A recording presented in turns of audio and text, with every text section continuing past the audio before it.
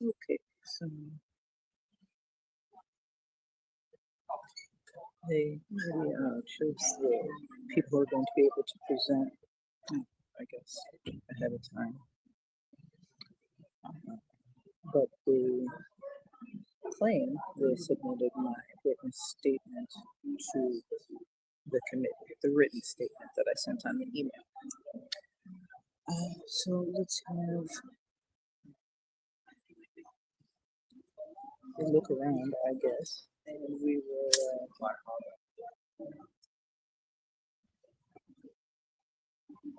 We'll see. One moment.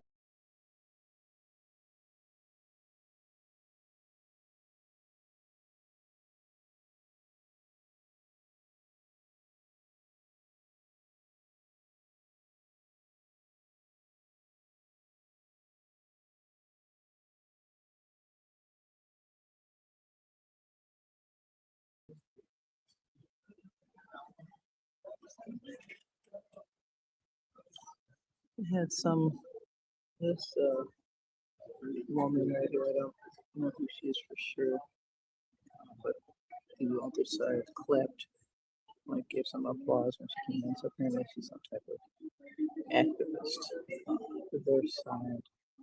Not sure which organization she represents. If I had to guess from the looks of her, I would say USPCN, but I'm not sure. This is the committee room. This is in the Michael Belandic building, north of South Street, Chicago.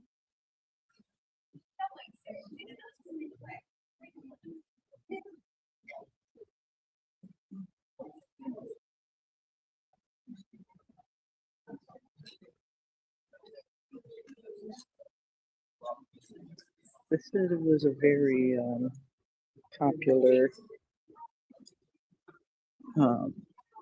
hearing, so the number of speakers was limited because,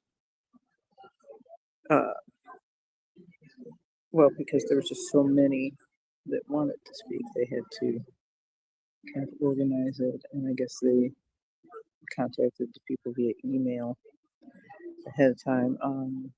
In the future, I was recommended to contact each committee member individually and see if you could negotiate being able to speak. So for future hearings, I'll be doing that.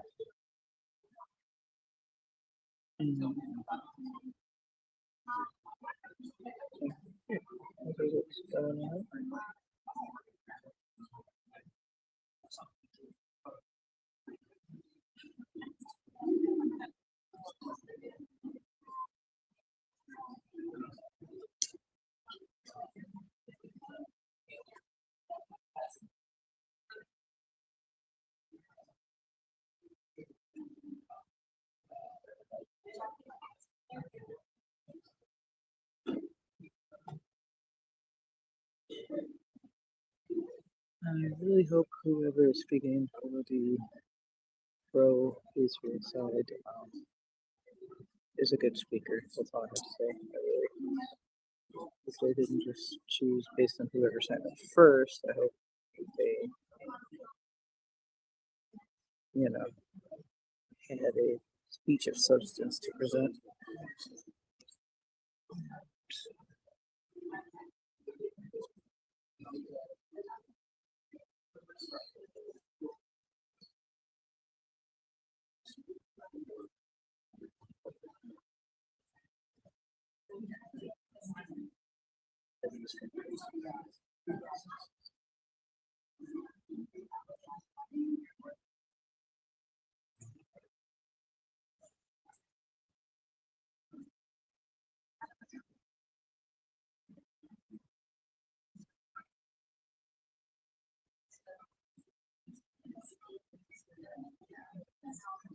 Yeah, that would be the brown, light brown headdress, tan headdress, whatever.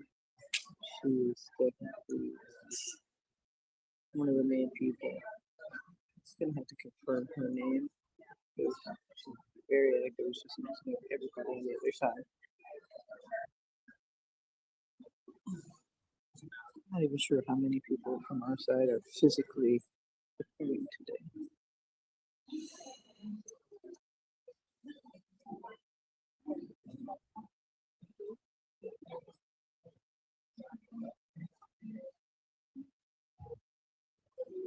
Okay.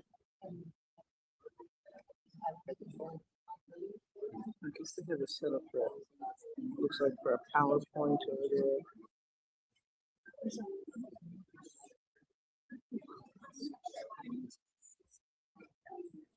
C600. 600? Okay.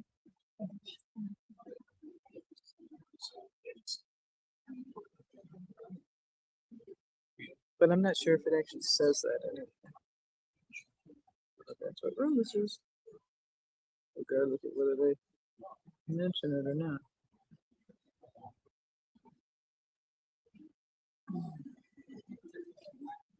Oh Lord, what is this guy? Is this the committee people? Lord, I hope they're not all from Chicago. If anybody with hair like that in Chicago is a psychopath.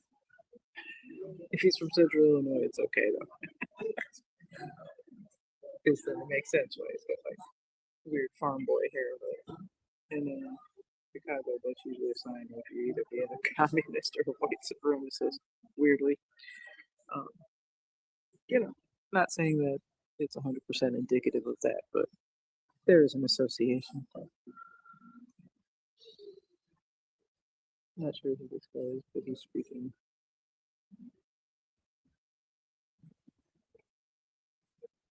Honestly, I'm only familiar with a few of the faces here. I've seen some of these communists, some of the protests, like this guy in the green shirt here with the keffiyeh, which looks very dirty.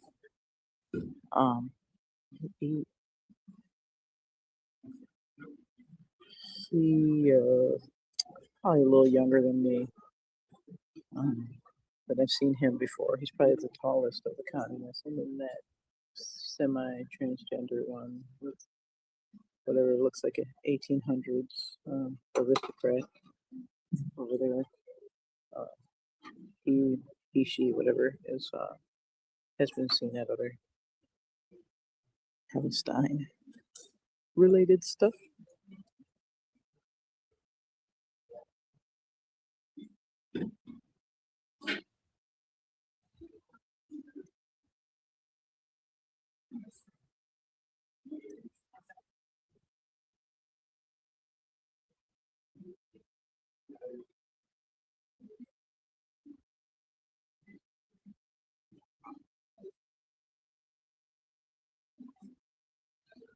All right, while we're waiting, let me present my statement that I was hoping to read, but I got it submitted in writing anyway. Are you guys able to see that?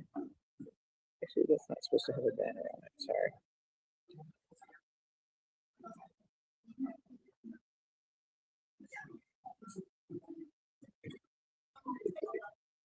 Everyone let me know if you're able to read that, but I'll just leave it up there on the screen for now.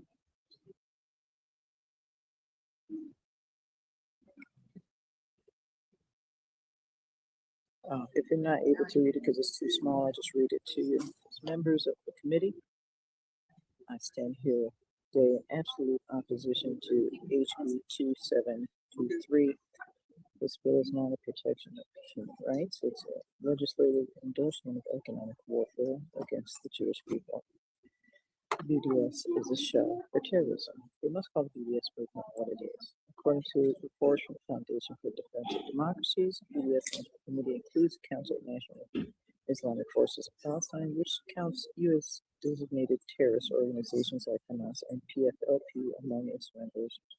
Repealing Illinois' anti-boycott laws would effectively limit our state's financial power to support entities linked to material terror. This is not free speech.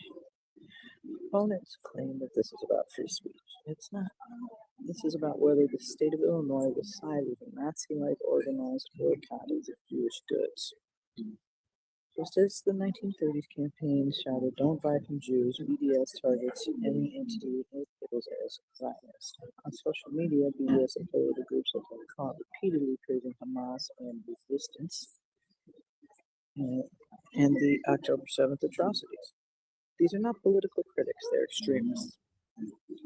A war on normative Judaism. BDS does not limit itself to political actions, it targets the core of Jewish identity.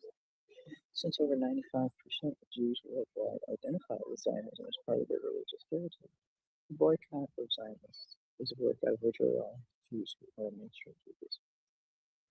BDS imposes a religious test boycotting any Jewish business that refuse to explicitly join their movement and violation of civil rights. This bill would place Illinois in direct conflict with the Illinois, which prohibits discrimination based on ancestry and religion.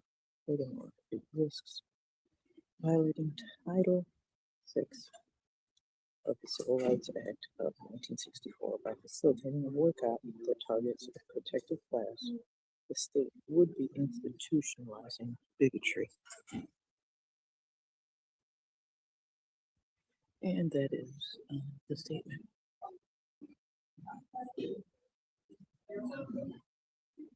that I submitted. I submitted that on email, and unfortunately, I'm not going to be able to present it orally today, but I sent it a few days ago, so the committee members should have been able to read it by now. I mean, it's right there. It's not very long, right? So I think I got the point across there. Hopefully they paid attention and read that. Okay, so we're gonna take the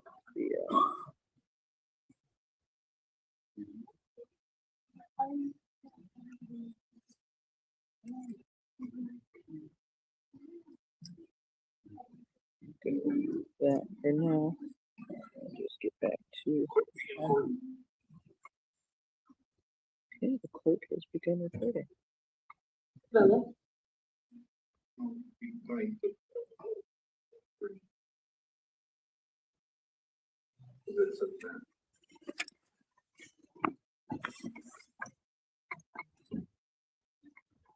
Recording in progress. Good morning, everybody. Good morning. The hour of clear has gone. The International Relations Tourism and Trade Committee will conclude. Thank you all for being here today. We are convening a subject matter hearing on House Bill 723 today. Now, one day clear, there will be no vote today.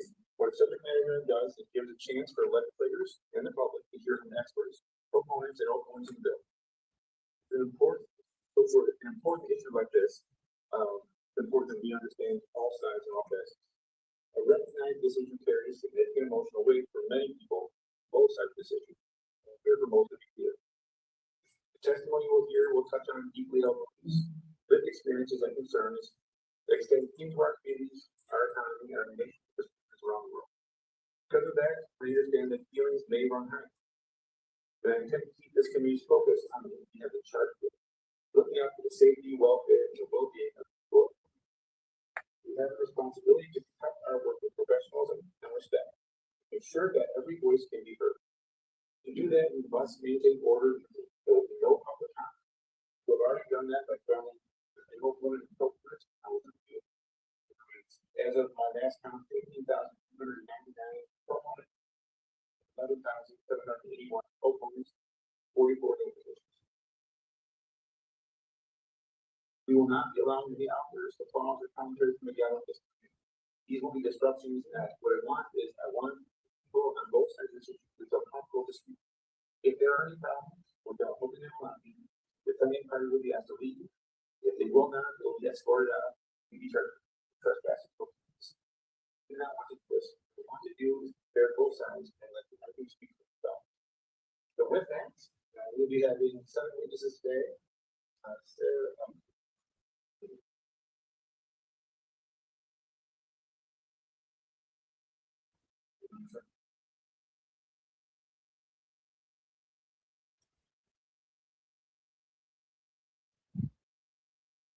Okay, clerk, please take the roll. Philip. Here. Here.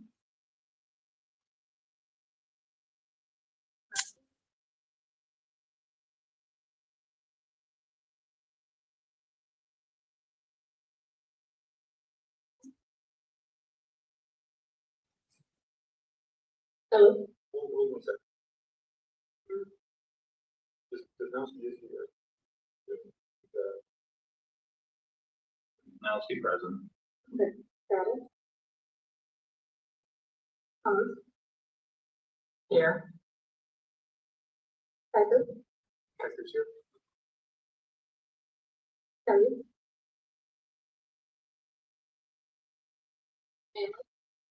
Manly's here. Mason. Olcott. Here. Ryan. Here. Present. Lee. He's here. Stevens. Here. Carter. Wolf.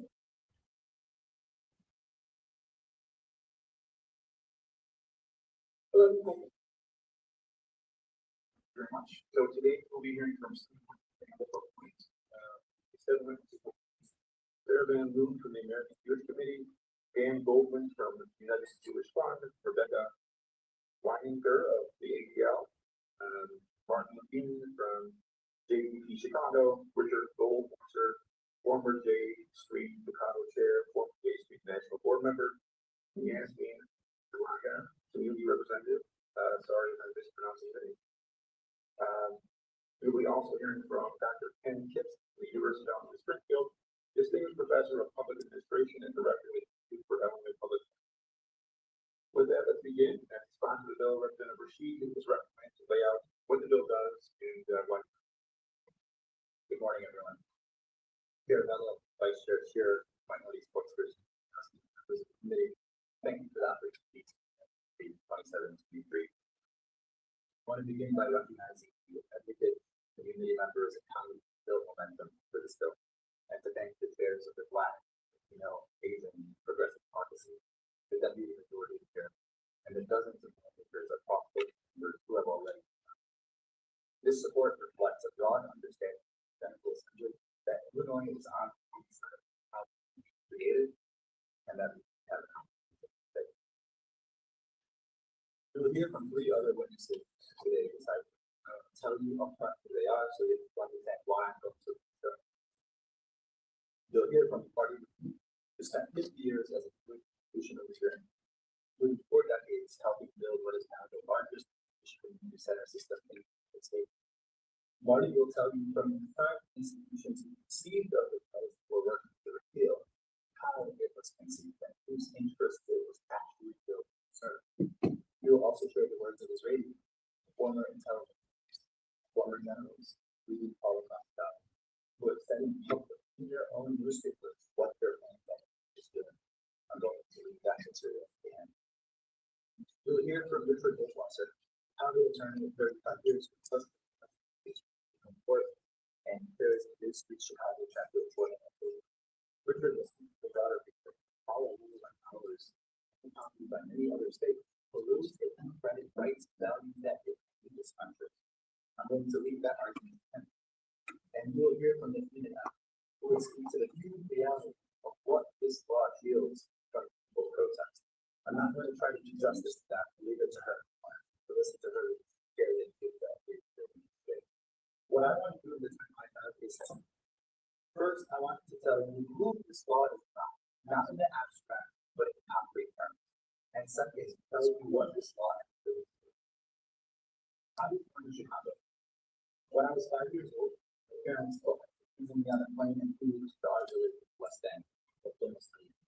It's about an hour drive north of Jerusalem. My grandparents are from there. My great grandparents are from there.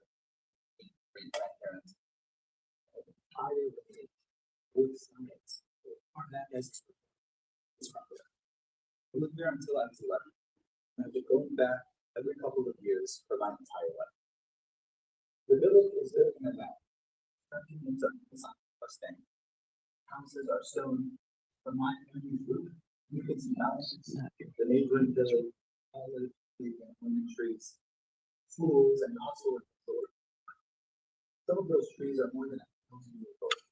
My family has tended to see them.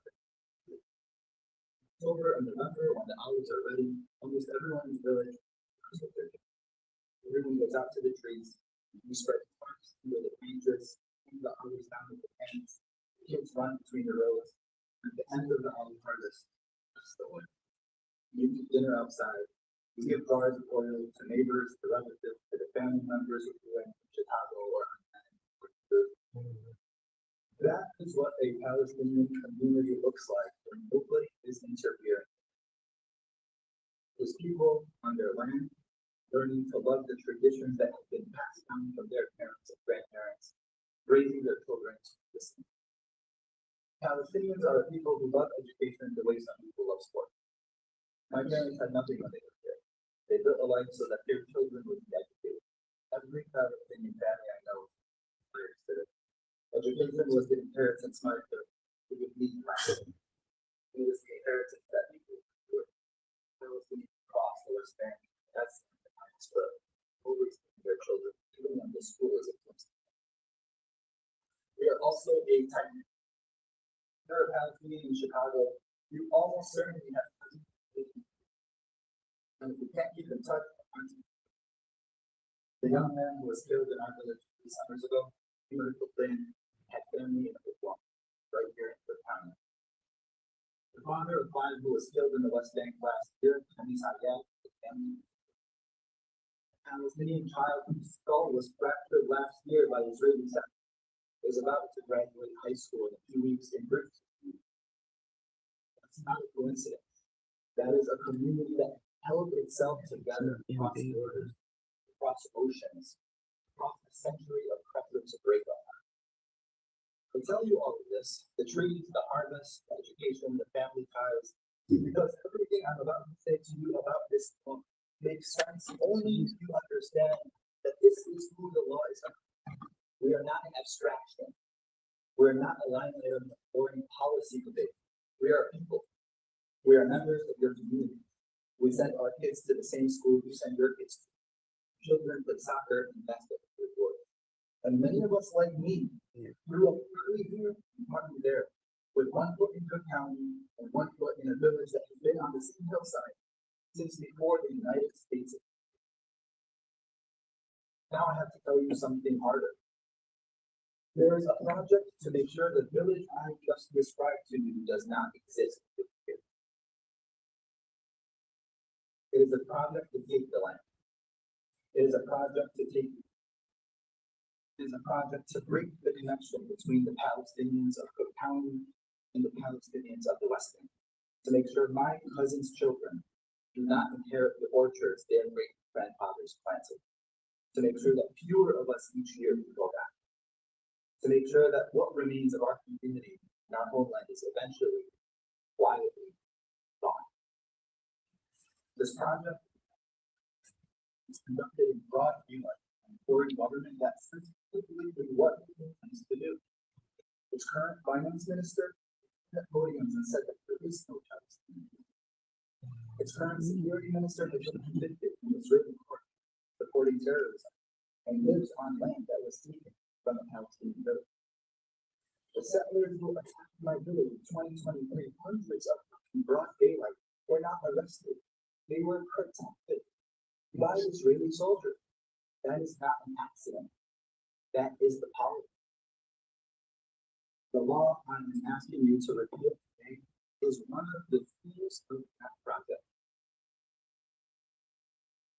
It's not the most violent tool. It's not the most visible tool, but it is one of the tools. It's the only tool that has the launch. Here's what the law. In 2015, this state created a body, Illinois Investment Policy Board. The law gave that board power over investment decisions affecting more than $1 billion in public pension assets, the retirement security of nearly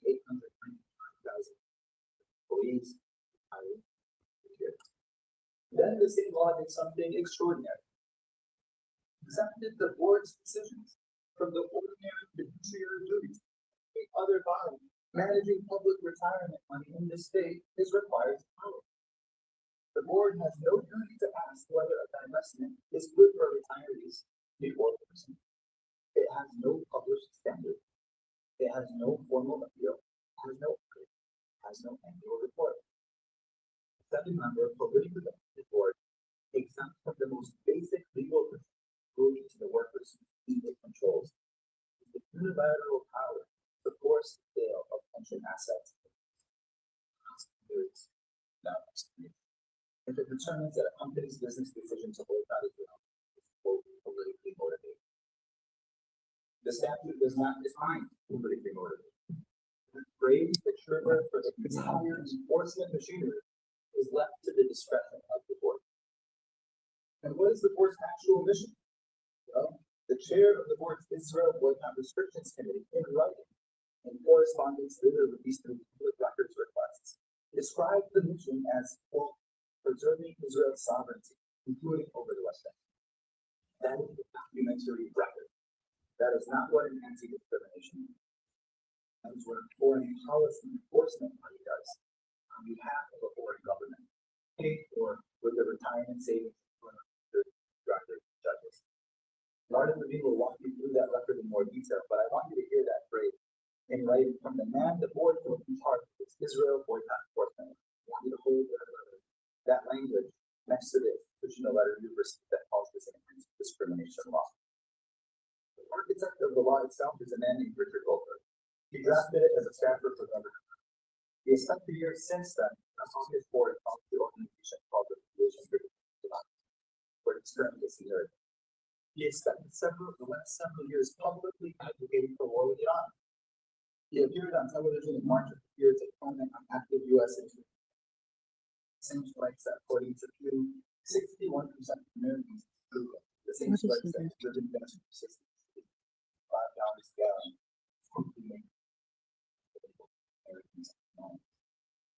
That is the architect of the statute. He still publicly boasts that he wanted the first taxes law that many others did.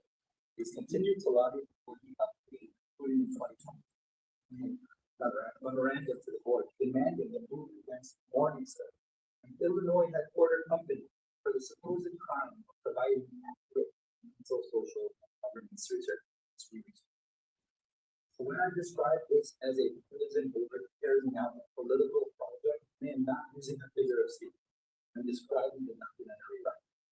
The board has been used repeatedly to coerce American companies, San Francisco's Airbnb, Chicago's Morningstar, into changing their lawful business practices to align with foreign policy preferences of the foreign government. It uses the retirement savings time without to do so. And it does all of this without using fiduciary duty that protects every other dollar of public pension money. This is not investment policy. That is a censorship apparatus built into our pension code. You will be told that this law applies only to foreign. That is not true. The chief Senate sponsor of the original statute wrote to the board in 2018 that the so-called U.S. company protection, in his own words, was non-binding. And he urged the board to use the law against San Francisco-based Airbnb. And the board did. That is documented. The same year, the board moved against Chicago-based Morningstar. The board did not blacklist Morningstar in the end. Only after Morningstar agreed under the threat of forced divestment to eliminate that the stakeholder in their company. The board is just a few blocks from where I sit right now. By a board operating under this statute. We don't go after American. His claim was disavowed in writing by the man who passed this law. You will be told this law fights discrimination. The man the board put in charge of its Israel boycott enforcement work said in writing that its mission was preserving Israeli sovereignty over the land. The statute itself prevents from boycott Israel, or in the words of the law, territories controlled by Israel. That phrase covers territory that the United States itself does not recognize as Israel, and that the International Court of Justice declared to be illegally out. That is not anti-discrimination policy. That is foreign policy, specifically the foreign policy of a foreign government. The Illinois pension dollars conscripted to enforce it. You will be told that repealing this law means Illinois is now a threat. That is also not true. 27 does not use of any kind. Does not direct the pensions to divest. Simply restores the ordinary state affairs that exist for every other country. Companies are free to make their own commercial decisions, moral and business questions, without retaliation. We do not punish companies for boycott, France, or our own government. The only country in the world singled out for that protection in our country is Israel. 2723 simply tends the misguided practice and retaliation for boycott. And finally, you will be told that opposition to this law is opposition to the Jewish people. I want to address this directly, because it is the argument many opponents most heavily rely on. You will hear in a few minutes from two Jewish witnesses who came here today to testify in support of repealing this law. One spent 50 years as a Jewish organizational leader in the state. The other clerked for the president of the Israeli Supreme Court, led J Street Chicago for a decade. The premise that the Jewish community speaks with one voice on this question is not true, and it has never been true.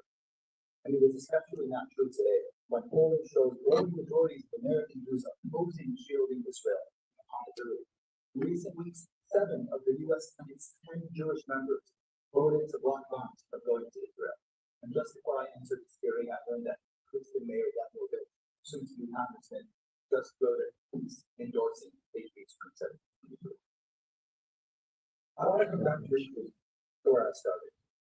In the summer of 2023, I visited my childhood home of Messiah with my wife.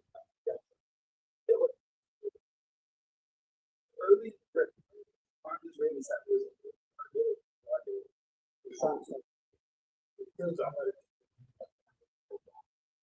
The next day, some of the same settlers this color for a neighbor. When the shooting started outside our house, my 7-year-old daughter clung to me. She looked at me terrified and asked me if it broke my heart. She said, "Dad, what do we do if we get shot?" She's 10 now. She's with us today. The settlers who terrorized our building, who killed Naamah, bars my daughter, under Illinois law as it stands today, peacefully boycotting them is a punishable act. Companies that decline on moral grounds to do business in their settlement lose access to nearly 900,000 Illinois retirement money. The settlers who killed Kenny Sargent under Israel, under Illinois law as it stands today, are protected from peaceful boycott. This is not theoretical, not symbolic. This manifested in real time when Ben and Jerry decided to live together. They made a decision based on moral to not sell ice cream illegal Israeli food. They were even going to sell ice cream in Tel Aviv. It's not Israeli selling. And they were punished by the state of Illinois via divestment for taking basic steps. That is what we do. Not foreign. Rather, the question of whether the state will continue to risk pension help to shield the settler terrorists who killed American against any company that in the most peaceful way available to it declines to participate in that violence.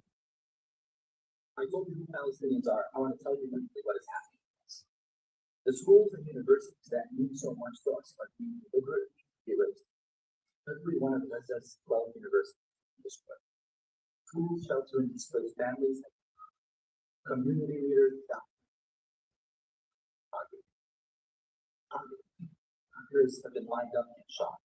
More journalists have been killed in the last 2 years during the genocide than in the United States Civil War, both wars, Korea, Vietnam, Afghanistan, but the olive trees I described to you, those are being uprooted in front of farmers who planted them generations ago. The villages I described, those are being raided broad daylight, like mine was, by armed settlers who are protected by the state. Yasmin will speak to what this is doing to ordinary Palestinians. I'm not going to do what she's going to do, but I want you to remember that this is what she will, that this is what Illinois law proposes. So, I am asking you to repeal this.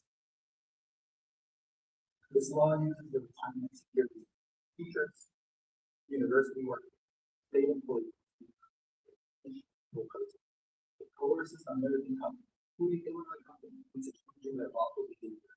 Disaster. It declares a single country in the world among them basic, and it does all. We can review it. We can take Illinois' name off of the project that is rooted in schools Israel, ideologically motivated supporters are using to erase. When the transcripts of this hearing are read years from now, with children and grandchildren, read by my daughter Anya, asking look to do we get shot. What would you like to reply? I'm asking you to advance it. Your people questions do we have or do you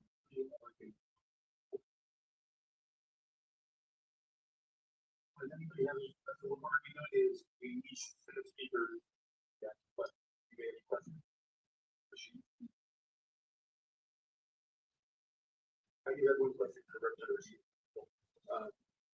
The bill removes the Israel related, it's now reading in my mind, but it doesn't remove other countries relevant. Russia, Spain, Germany, doesn't remove them from the list. Can you just talk a little bit about that? Sure, that's a great question. So those are a fundamentally different category in how the underlying actually treats that. Those countries are required to be boycotted by Illinois. Company domiciled in Russia or Belarus must boycott it. Israel is the only country cannot boycott. That's a critical distinction. The exact thing for that motion. Thank you, Representative. Just curious if I look at the list of witnesses you're going to testify here, Larry Hansen said we don't see the director's office giving testimony. An oversight on those are something up to that point to what's the Illinois experience. Is that? So this doesn't directly address the Israel.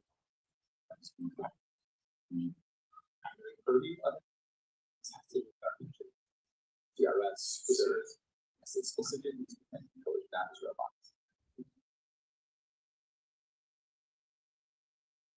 Any other questions? No? All right, thank you. Next we'll call up the University of Illinois.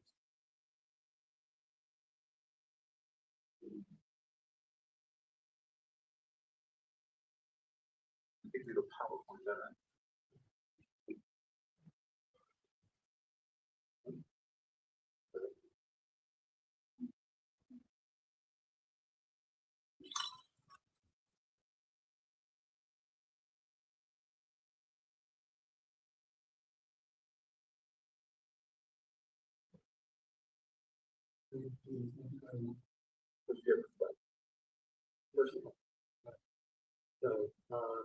Thank you very much for inviting me here. My name is Professor at UIS. I also am testifying as person who served student pension academy, and also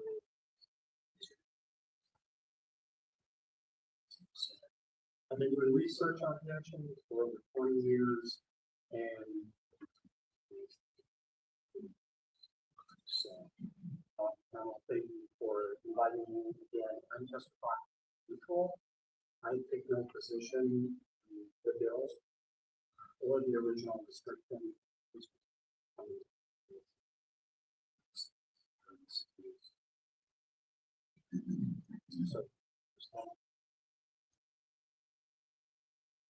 So I'm sure that you kind of know this, but I just wanted to make sure. When I was a pension trustee, I did take an oath of fiduciary duty as belonging to the certain agreement. And I took it very serious. And so pension trustees do and what pension plans do is they do something which in the academics involves the kind of $10 phrases. What we practice what's called mean variance optimization. What is that? Well, basically, for a given level of returns, let's say we have to get a 70, we try and minimize the variance of the annual fluctuation up and down of the value of the portfolio. Said another way, if we have an acceptable level of risk, we try and maximize the return on the portfolio. That's what we did. That's all of our conversations were about that on the boards on which I sit. Why do we do this? Well, quite obviously, what we're trying to do is allow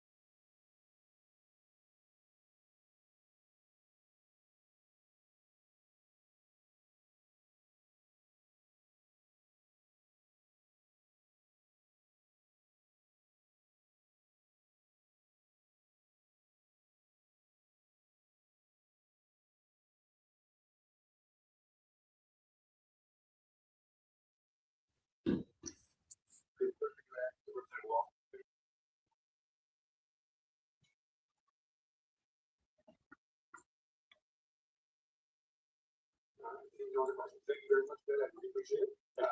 Okay, that was just a bunch of info on how pensions work. Do you have any more questions? I think we need to sit there. Next time, we're gonna hear from the public comments. Would you like to go first? Please go ahead. Thank you. My name is Marty Bain. I'm a career issue for almost 50 years of my life. That's all I've done. What I did for 40 years, that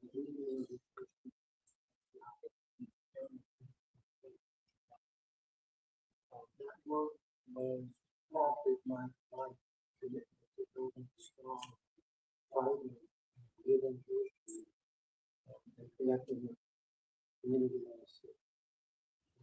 In that role, I worked very closely with the Jewish United Front, with the leaders of other communities, and with many religions. Those 40 years in the community, the thing provided me with the root to understand the inner workings of the community, and to some extent, small, and to take legislation and how it. The appreciation of the opportunity to speak is I need to feel the important of what we're doing this today in the question of Palestine and we use time to put this all through. I know how central Israel is with so many in my community. Learned firsthand many of my professional friends who work living with this community. Many of those who need ADP guy, by the way.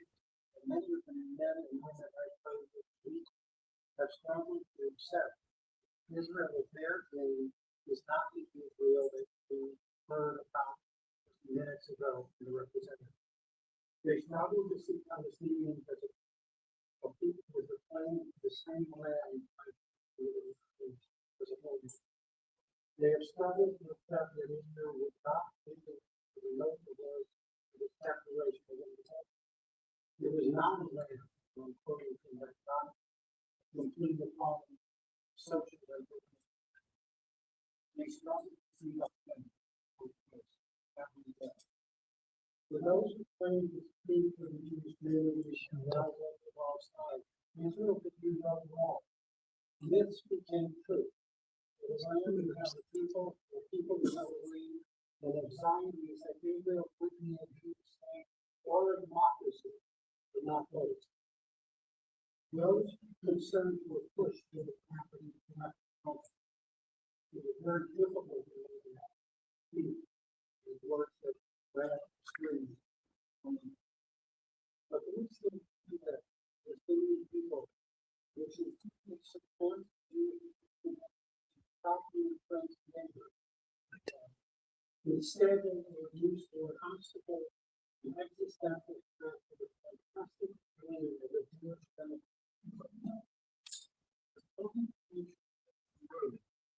The push became to pass this law that we are now talking about. The impetus for this effort is facing the this would know that to serve in leadership of metropolitan Chicago, who was the first year of the Israel. That memo was to get there. It is a senior responsible. Mr. Lappin said that he left it, protecting and sovereignty, particularly with regard to the marriage, was the goal of this.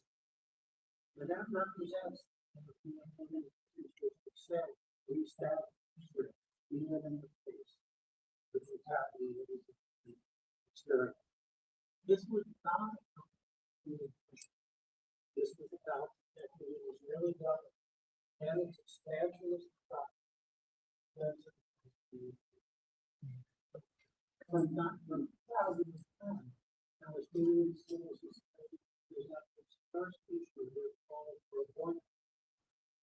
A demand that only asks that Israel comply with international law and with the universal principles of human rights. Until 1950, efforts to combat nuclear, the policy boycotting was becoming louder and louder from those who saw the realities of it. BDS was very unique, non-political strategy. It came by those who saw any program as a national threat that was good. It was seen as so much, it was very money to that. That amount of that hit almost $3/4 billion in the current program of foreign public relations. And Illinois zero the legislative movement to construct legal equipment to effectively counter the boycott movement. The potential of a mass movement, peaceful mass movement, depending on was a threat that is prohibition. It was a threat because it is not. It's a threat because it relates Palestine to other people. It is a threat because it calls for a public. It is a threat because it does not demonize positive religion. BDS was particularly no matter what. Not only person, rights of the oppressed, had a great revenue in our country.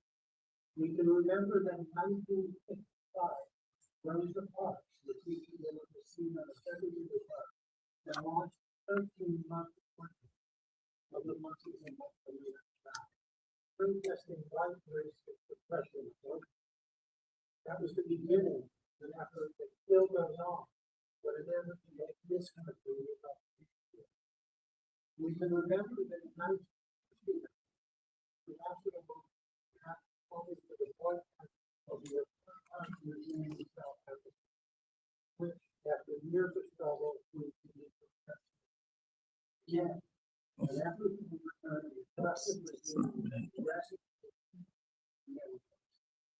And let's be clear, since 2020, things have only gotten worse. Israel has become clearer about its desire to conquer the land and the bondage of Palestine, forever divorced them from their land. The brutality of the occupation on the border. Our 92 things have gotten so bad that one of Israel's most restricted civil rights groups, itself, published a report every world, all Palestinians living under Israeli rule are treated as inferior in rights and status to Jews living in this, they said, represents that same international with the United States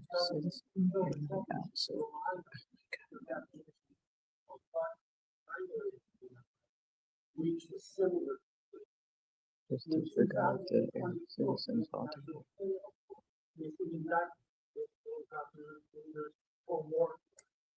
In just days ago, the world renowned Israeli politics as Omer argued. He recognized that Israel was committing wartime acts of ethnic cleansing in Gaza, made this statement into the English language tradition of the Israeli Zionism is an ideology. It became something became the ideology. It became not only militaristic expansion,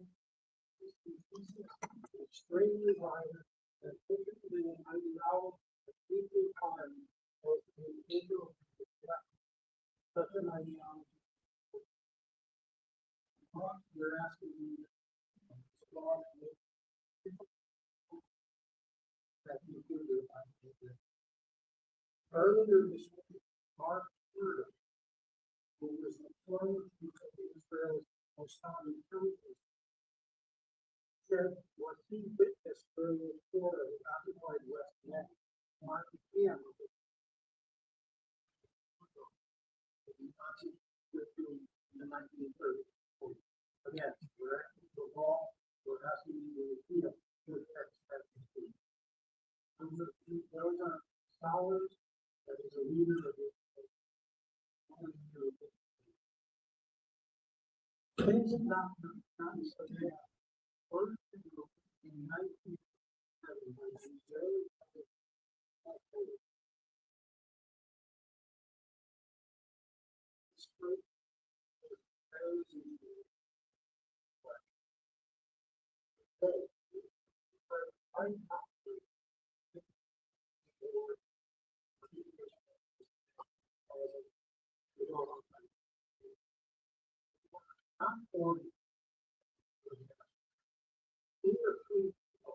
this week,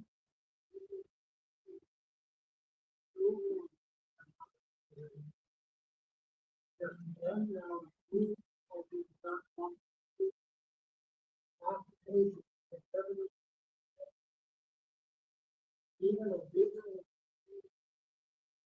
occupation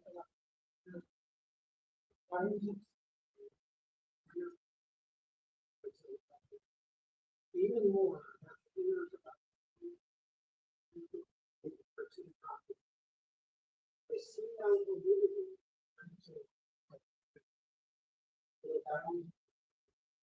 without the agreement of the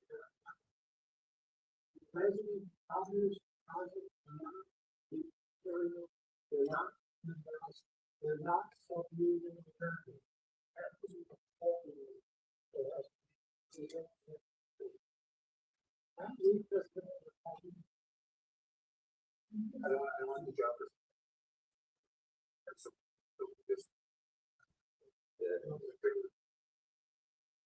keeping the status quo, now punishment, non-wanting vote. It means anything or that person keeping it up. Sometimes you have to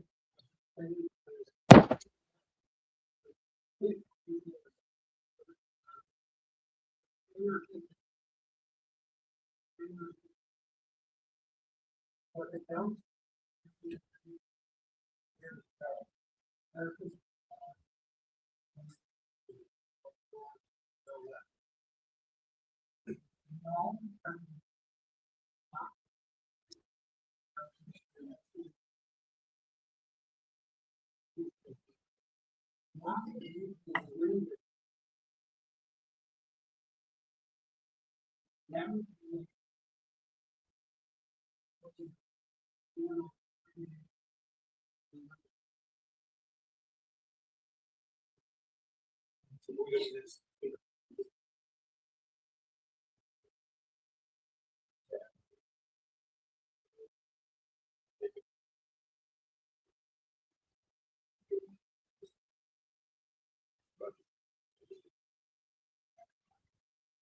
I'm sorry, shake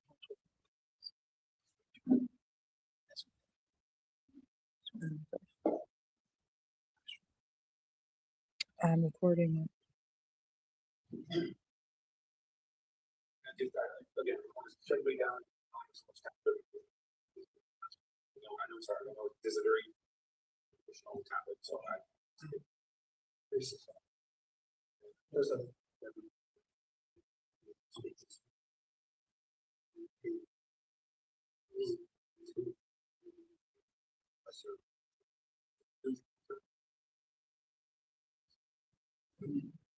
I will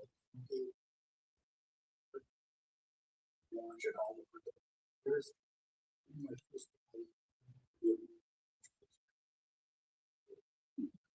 legal career began Okay, it's me.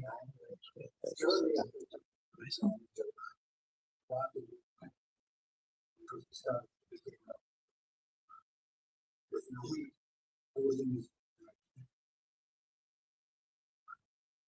Stay active. the year you turn to Chicago. Pretty cool, they had other bands, and like that rough, but it was then managed to get something that time recently, but we went to order, held it to store for another. Over the past 9 days, my wife and I raised our 2 daughters in Highland Park, the members of the city. During this time, we served 6 years in the for Facebook, Israel, both Eastern, the last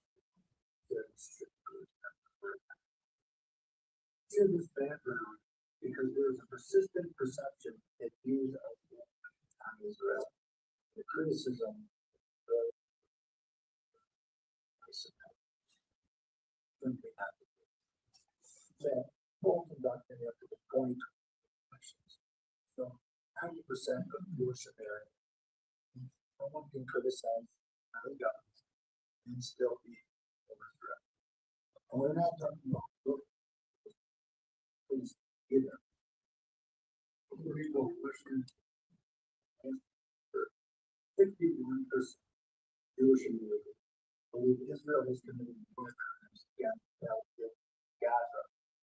39% believe Israel's actions constitute genocide. These criticisms are not finished. They are located well within the American position. We laid out my pro-Israel bona fides, something that I confess I find somewhat distasteful but necessary in a climate where some voices are privileged over others, such as Naamah mentioned the stuff. In 1967, Israel launched preemptive war in Egypt and Yemen. In its conclusion, Israel had defeated Egypt. We're going to identify that boy in the brown suit. He's got Egyptian. From the outset, some observers recognized the profound danger in the long military action. Not only for the occupied, simply with execution play. You see that corruption today in daily carried out by Israeli settlers, burning homes, displacing families, in case taking lives. This is nothing for Israel's missions of God, which raises grave concern. There's a hearing. This is not a tribunal at all. This is Libel, an Israeli Orthodox Jewish